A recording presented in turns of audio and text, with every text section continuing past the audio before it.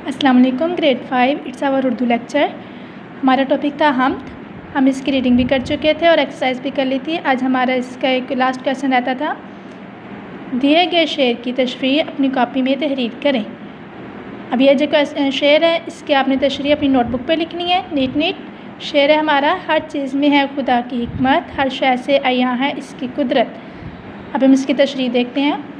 इस शेर में शायर अल्लाह ताला की तारीफ़ बयान करते हुए कहता है कि दुनिया की हर चीज़ अल्लाह ताला की बनाई हुई है, हर चीज़ इसके गीत गाती है। अब दुनिया में जितनी भी चीज़ें हैं, जितनी भी मखलूक हैं, सब अल्लाह ताला ने बनाई है ना, और हर चीज़ जो है वो अल्लाह ताला के गीत गाती है।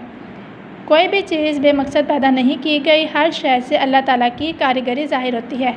अब दुनिया में जितनी भी चीज़ें हैं वो कोई भी बेमकसद नहीं है, ठीक है। हर एक शय का, हर चीज़ का कोई ना कोई मकसद है और अल्लाह ताला ने हर चीज़ मकसद के तौर पर पैदा की गई है और हर चीज़ से अल्लाह ताला की कारीगरी ज़ाहिर होती है। ओके स्टूडेंट, आपने ये तशरीह अपनी नोटबुक पे नीट लिखनी है और इसको अच्छे से याद करना है। Okay, thank you.